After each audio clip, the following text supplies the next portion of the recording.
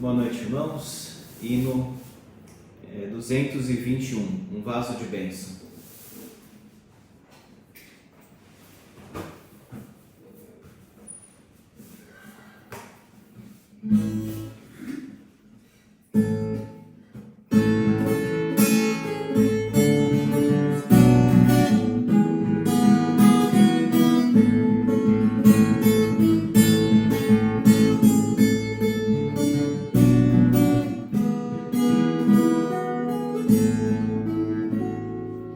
Quero ser um vaso de bênção, sim, um vaso escolhido de Deus, para as novas levar aos perdidos, boas novas que vêm lá dos céus. Faze-me vaso de bênção, Senhor, vaso que leve a mensagem de amor. Eis-me submisso e ao teu serviço eu me consagro, bendito Senhor. Quero ser um vaso de bênção para todos os dias valer os culpados que vivem nas trevas, o perdão de Jesus conhecer. Faze-me vaso de bênção, Senhor, vaso que leve a mensagem de amor. Eis-me submisso e ao teu serviço eu me consagro, bendito Senhor. Quero ser um vaso de bênção, sim, um vaso de bênção sem par, anunciando que os crentes em Cristo, jubilosos nos céus vão entrar. Faze-me vaso de bênção, Senhor, vaso que leve a mensagem de amor. Eis-me submisso e ao teu serviço eu me consagro, bendito Senhor, para ser um vaso de bênção.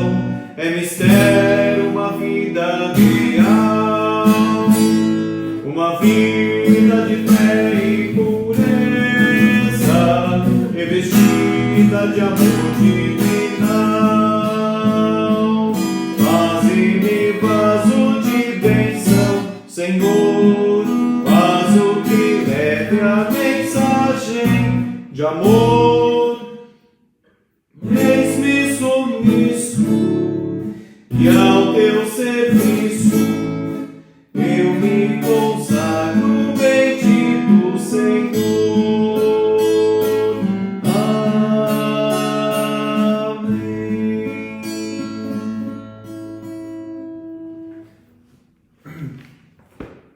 Hino 74. Vamos cantar também o hino 74.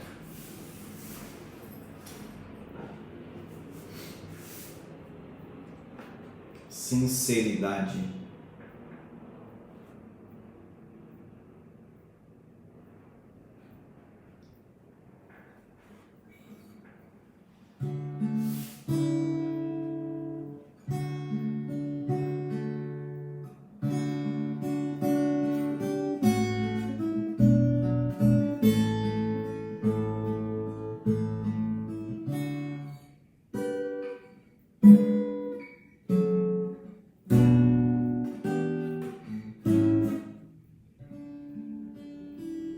Jesus, Senhor, me achego a ti, tua ira santa mereci, o teu favor me estende aqui, aceita um pecador.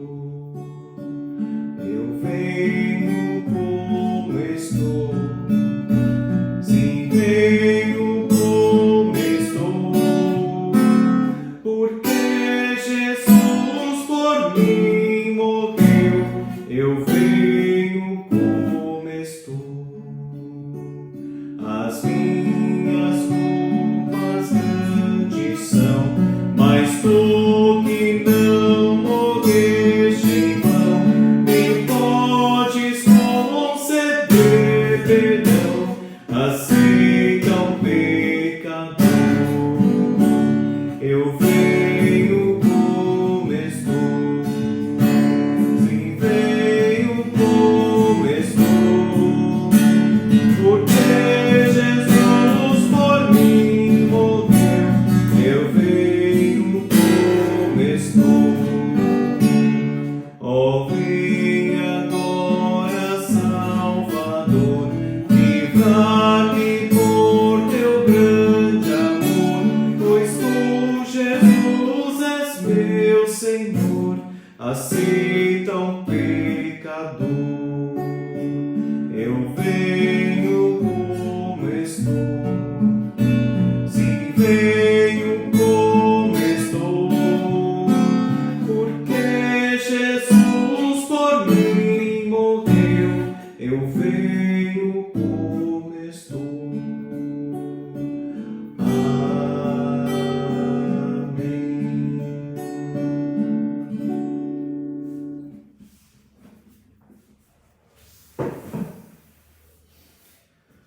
Amém. Amém.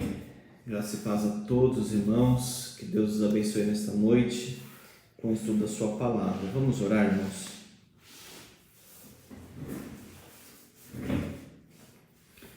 Ó Pai, nós te damos graças por esta noite, por este dia, por tua infinita bondade, porque tu és o Criador dos céus, da terra. Tu és único, tu és Deus, tu és Senhor. Pedimos agora que o Senhor fale conosco, coloque a tua palavra no nosso coração, em nome de Jesus. Amém. Meus irmãos, vamos continuar o nosso estudo panorâmico da Bíblia. Nós vamos estudar livro por livro até o fim, de uma forma mais panorâmica, conhecendo a mensagem de cada livro, o propósito do autor, o contexto. Isso irá nos ajudar na leitura bíblica.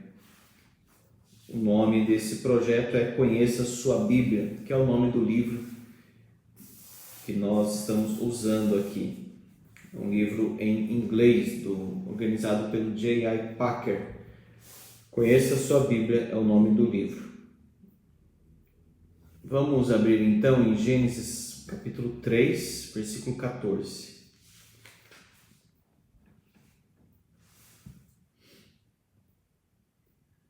Gênesis 3, 14.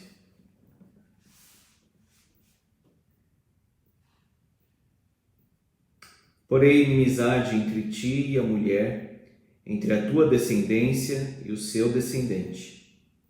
Este te ferirá a cabeça, e tu lhe ferirás o calcanhar.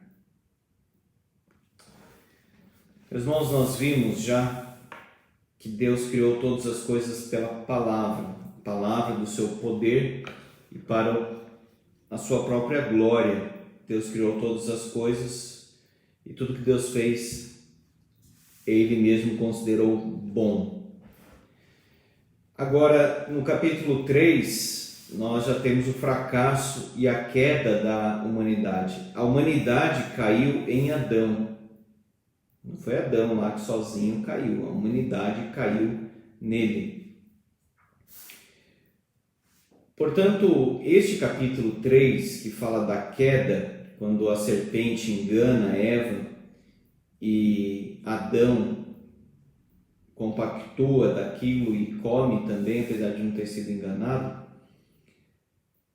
Então eles falham no propósito original.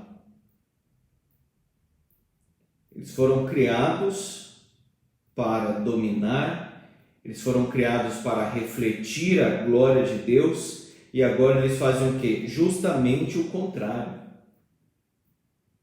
O próprio Éden era um jardim santuário. Deus estava ali. Deus se comunicava com Adão e Eva.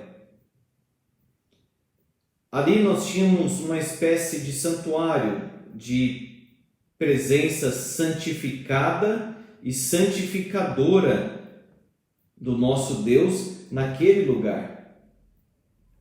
E por causa da desobediência, então, nós vemos que através dessa tentação, desobediência, a consequência veio, a consequência do pecado. Mas mesmo assim, Gênesis 1 e Gênesis 2 continuam como mandatos para o homem, ordens para o homem: procriar, dominar a criação, de um modo geral, não somente os animais, mas agora com dor e com dificuldade.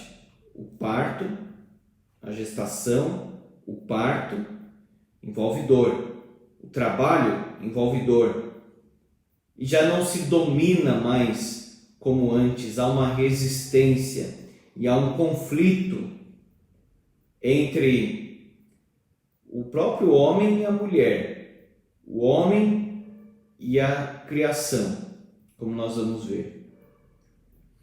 Deus então Adão, que recebeu essa comissão, que recebeu esse mandato, essa ordem para encher a terra e refletir a imagem de Deus, ele falha terrivelmente e sofre então as consequências.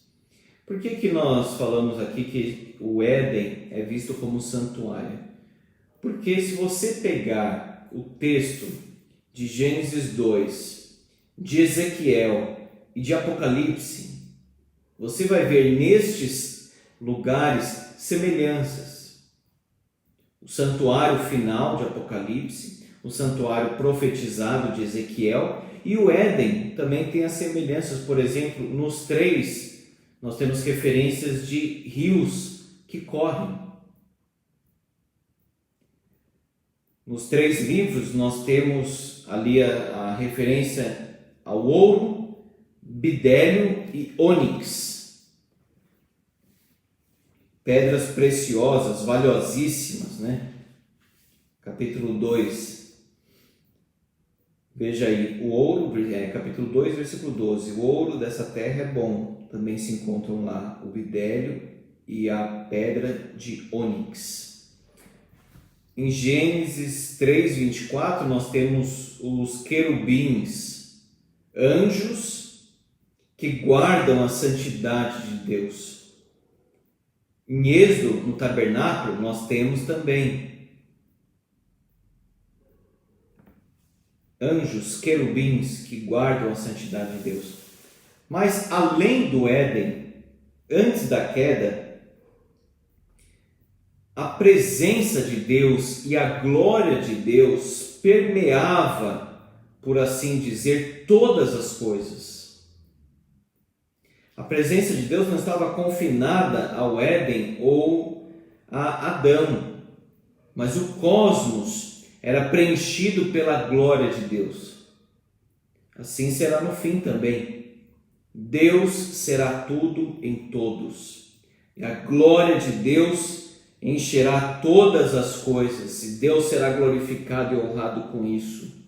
O santuário do Altíssimo, então, aqui no livro de Gênesis, é nada mais, nada menos que o próprio cosmos. Nada pode conter a Deus, na verdade. Adão, então, no capítulo 2, ele é chamado para trabalhar e guardar o jardim. Gênesis 2,15, observe aí.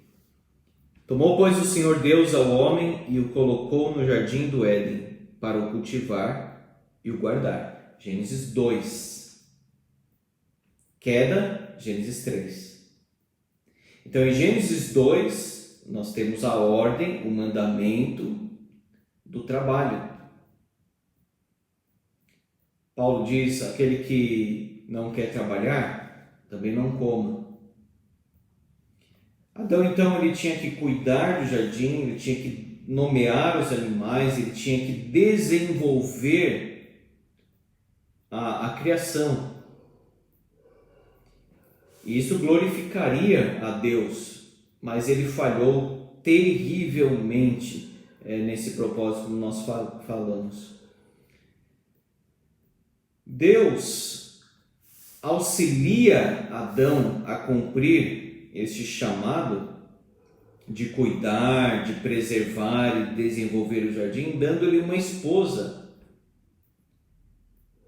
Far-lhe-ei uma auxiliadora que lhe seja idônea, que lhe corresponda. Essa é a ideia lá no hebraico de ser idônea, que seja correspondente, que seja de acordo com ele. Porque ele observava macho e fêmea, mas não tinha uma mulher, não tinha um ser que fosse correspondente. E ele mesmo não poderia buscar isso, então Deus fez a ele. A mulher, então, ela é colocada ali para auxiliar o homem na missão do homem, e não para ter uma missão paralela. A família voltada em uma direção, e não dupla, uma direção dupla, contraditória, rival ou paralela. Não, a mulher é a auxiliadora do homem, auxiliadora idônea. É isso que a Bíblia diz. Pode ser diferente do que as feministas modernas falam, pode ser diferente do que Simone de Beauvoir fala, porque, segundo ela, esse é um papel imposto que escraviza as mulheres e elas devem se libertar disso. Na verdade, o próprio casamento dela com Jean-Paul Sartre foi um fracasso, E ela mesma era muito esquisita. Por quê? Abandonou o ideal de Deus para a humanidade. O ideal de Deus, o papel que Deus entregou para o homem e para a mulher. Se você acredita na Bíblia, você deve também abraçar o que a Bíblia diz. Não somente acreditar ou dar crédito, mas abraçar, aceitar e cumprir o seu papel. O lado dos homens também é muito complicado, talvez mais, Porque eles se omitem, em parte por causa do medo que eles têm do avanço da mulher e da capacidade da mulher. Eles se omitem, então eles recuam e eles passam a ocupar o papel de auxiliadores da mulher, numa inversão muito estranha e esquisita. O que Simone de Beauvoir queria, essa francesa, esposa de Jean-Paul Sartre, escreveu vários livros. O feminismo não é ligado só a ela, tem várias correntes, vários feminismos, mas especialmente ela, que foi uma das fundadoras, todo mundo fala dela. Ela queria tirar justamente isso, a ideia de papel, a ideia de ter um trilho, ter um caminho, para homem, mulher, pai e mãe. Bom, a sociedade, de certa forma, está seguindo isso, e aí ficou essa confusão que está hoje, Não se tem papel mais de nada, não se sabe mais o que é. O que eu tenho que fazer? Não sei. Para que eu fui criado? Não sei. O que é o pai, o que é a mãe? Não sei, cada um faz aí o que quiser. As crianças estão crescendo sem referências, sem padrões, estão soltas. Estão querendo tirar, inclusive, das crianças qualquer ideia assim padronizada, que na verdade é aquilo que foi instituído por Deus. Explique para os seus filhos o que é ser homem, o que é ser mulher, o que é ser pai, o que é ser mãe, o que é ser marido, o que é ser esposa, de acordo com a Bíblia. A Bíblia.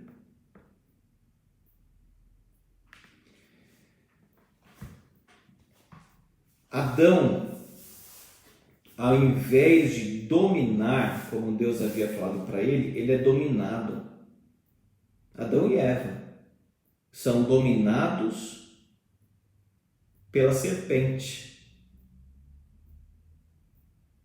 Ao invés deles dominarem a criação, eles são dominados pela criação no sentido assim: eu quero este fruto.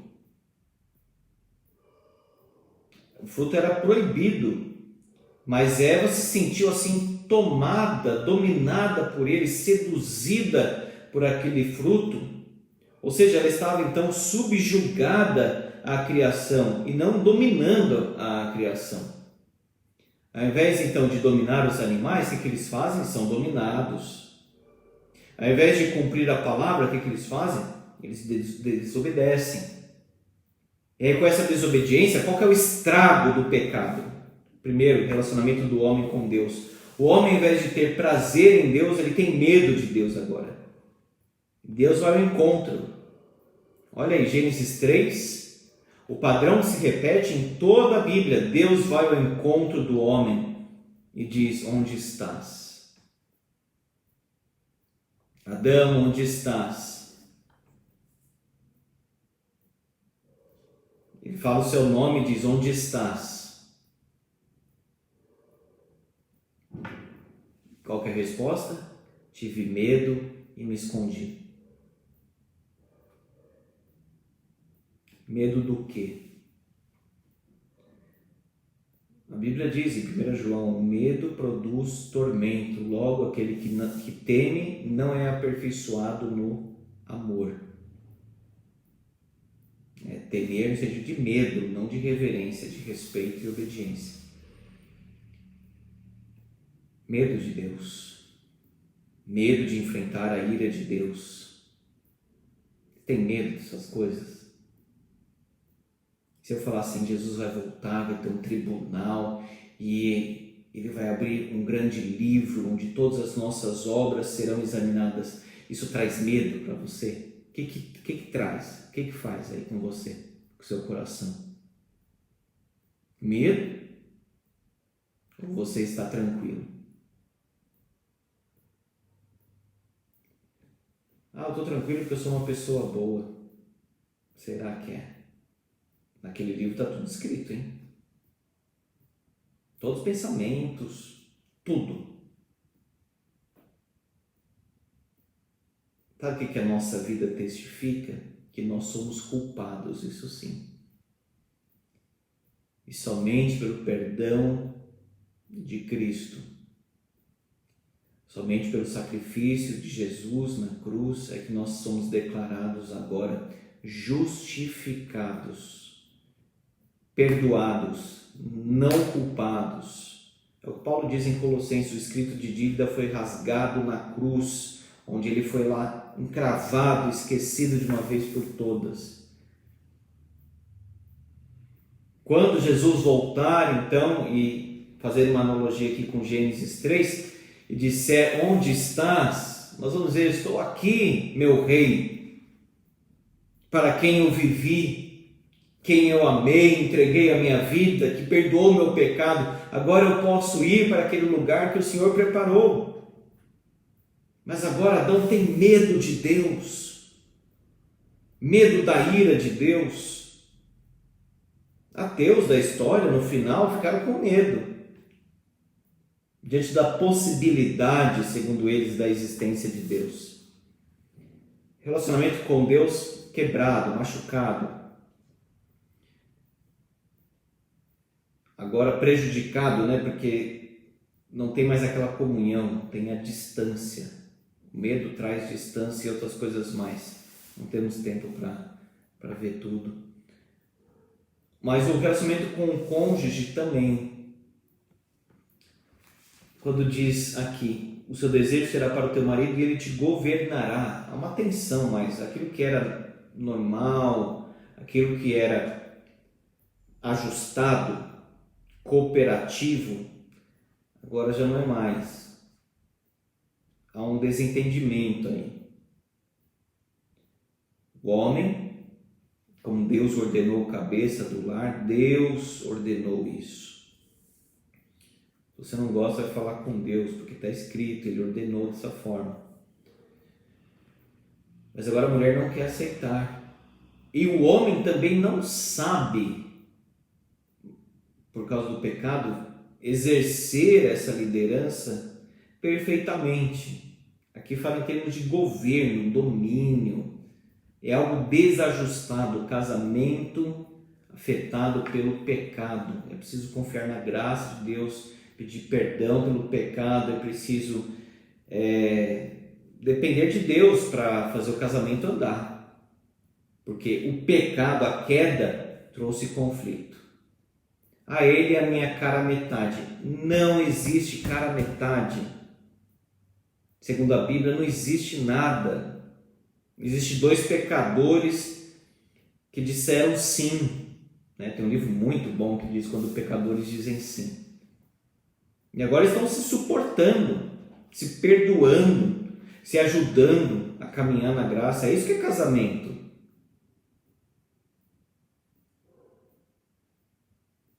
A minha cara metade. Então eu estou buscando uma extensão de mim mesmo. O que é isso, cara metade? Eu quero uma extensão. Na verdade, eu me amo nele ou nela. É muito esquisito esse negócio de cara metade. Isso existe em Hollywood, não na Bíblia. E na vida mesmo não existem essas coisas.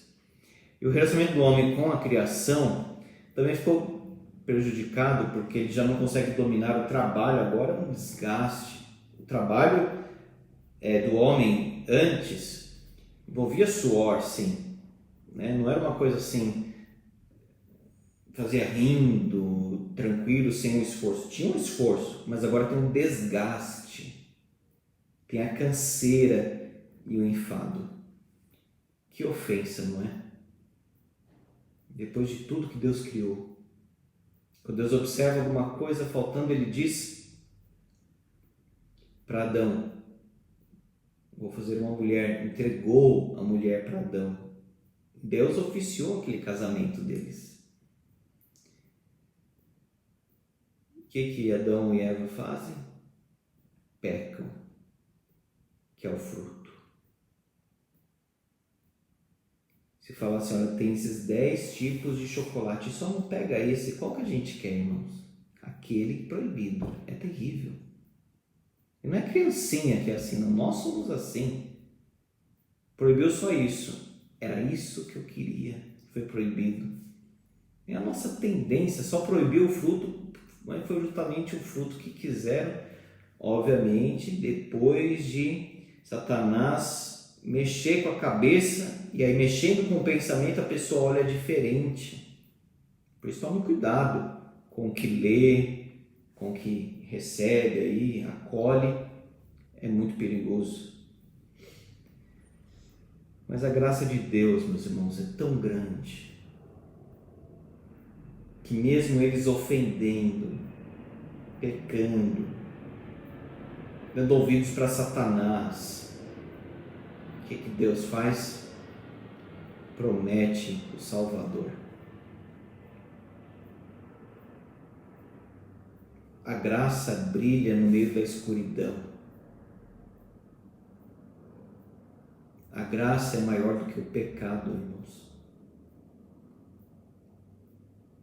O amor de Deus supera a ira justa dele contra o pecado.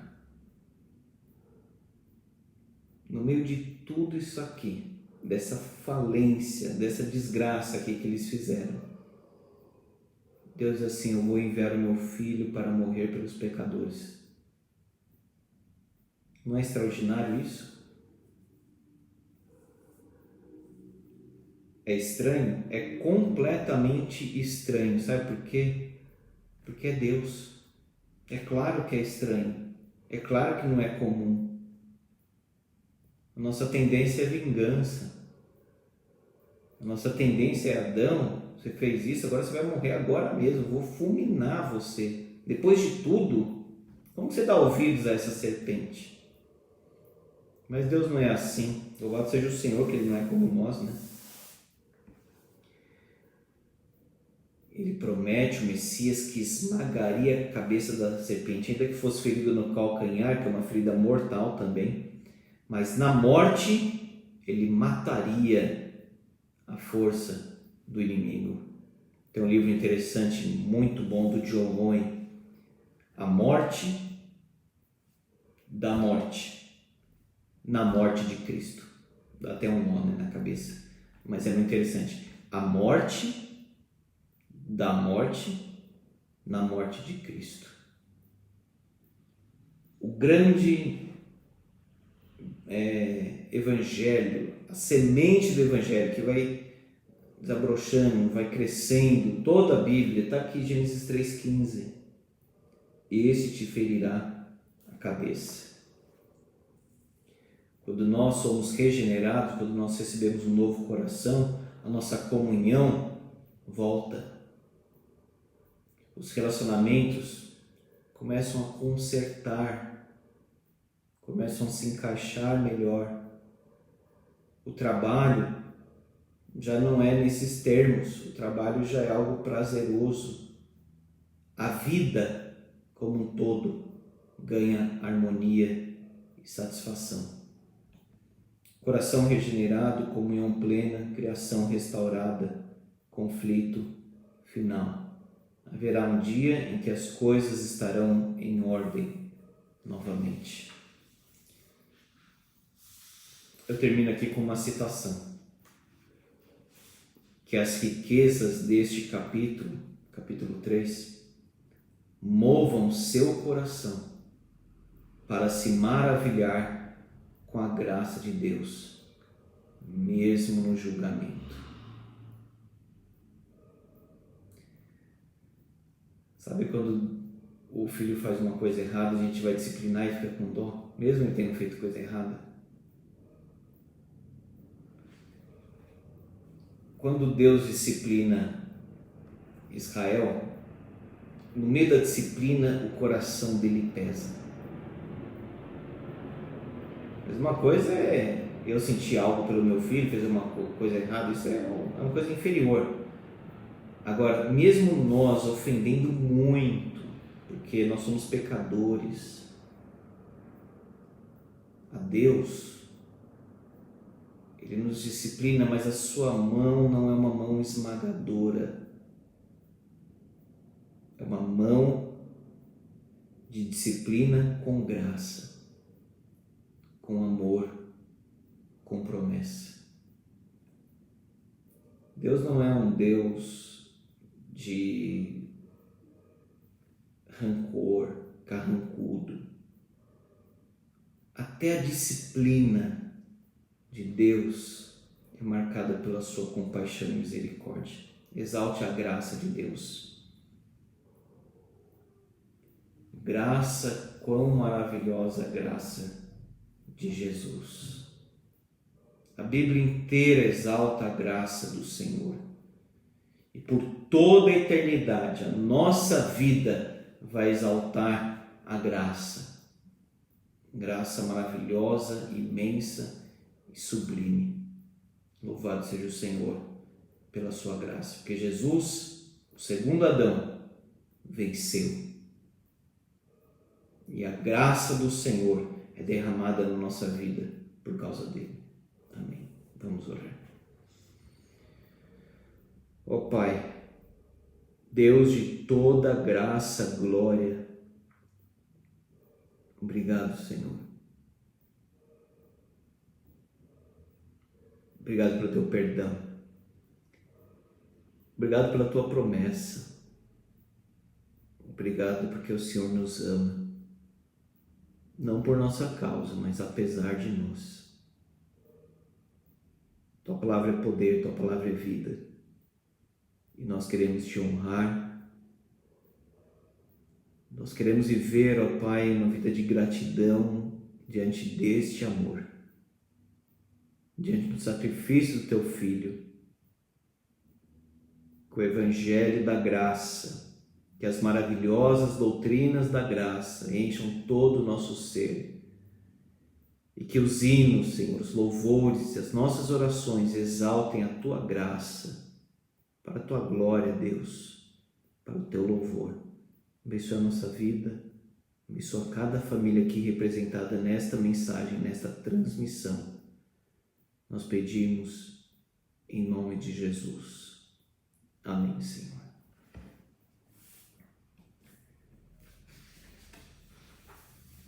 Meus irmãos, se alguém tiver aí alguma dúvida, aqui é o esboço do estudo, pode colocar, para quem tiver algum pedido de oração, para anotarmos também.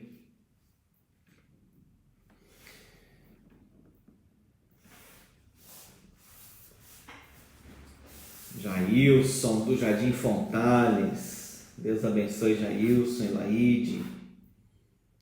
Deus abençoe sua família toda e guarde as crianças aí. Deus guarde vocês.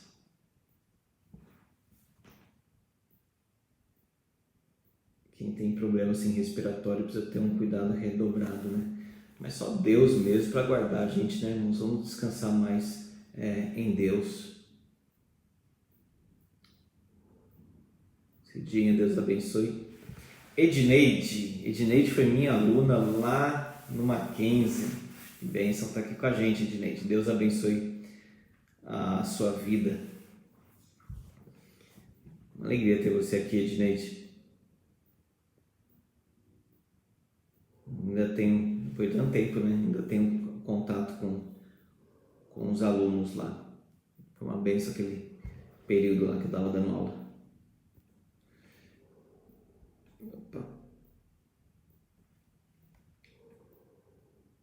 Às vezes eu venho com band-aid assim, as pessoas se estranham, né? Perguntam o que é band-aid do Davi, né? Olha, patrulha canina. Mas é psoríase. Então às vezes fica ruim. Hoje eu passei pomada, tá melhor. Mas aí quando você passa álcool gel, queima que só. Então eu ponho um band-aid para dar uma aliviada.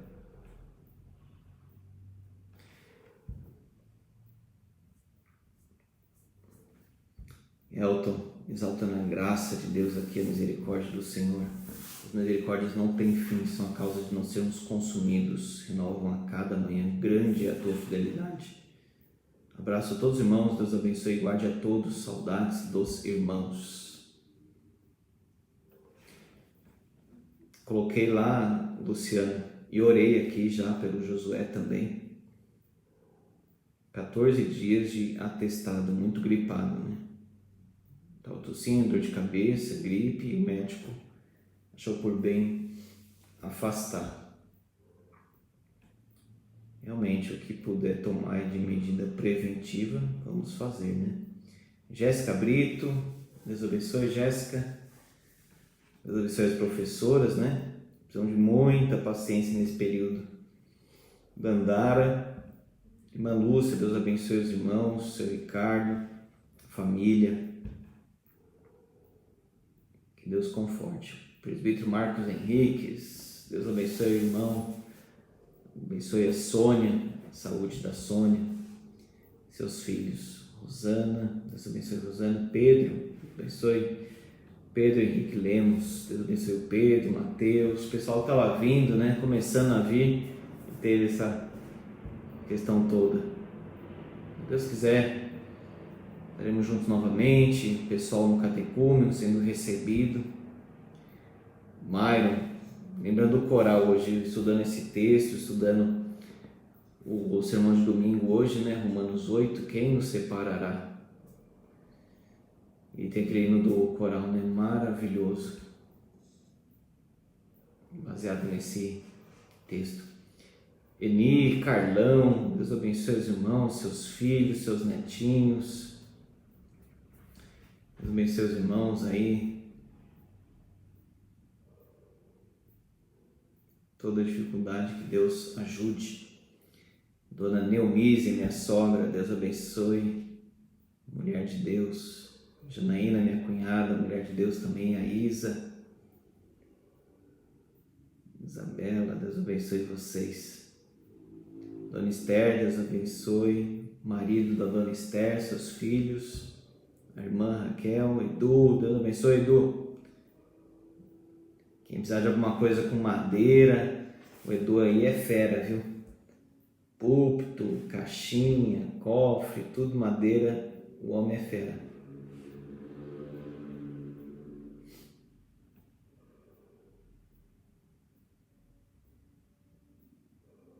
A oração pelo Isaac da Cida, né? Preocupante. Precisamos orar. Precisamos colocar diante de Deus. Estava sentindo dor, né? Falta de ar. E demonstrou lá o pulmão dele comprometido, né? Vamos colocar em oração.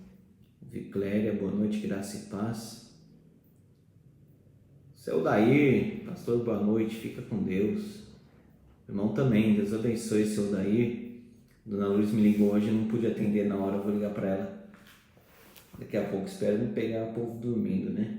Fui cantar um cântico lá com os presbíteros na Dona Ruth, ela já estava deitada. Aí a gente orou na calçada ali pela Dona Ruth, né? Orou com a Dona Eunice. Agora as visitas vou fazer assim, né? Vou na calçada e a pessoa na garagem ali, né? Vou visitar primeiro mais os idosos, obviamente.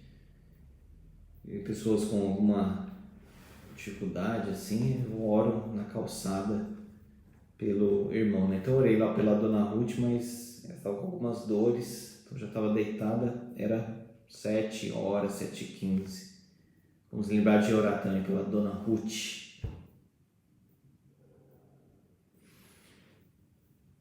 Meus irmãos, Deus abençoe a todos. Tenha uma ótima noite debaixo das bênçãos do Senhor, Deus de toda a graça. Que Ele abençoe a cada um. Amém.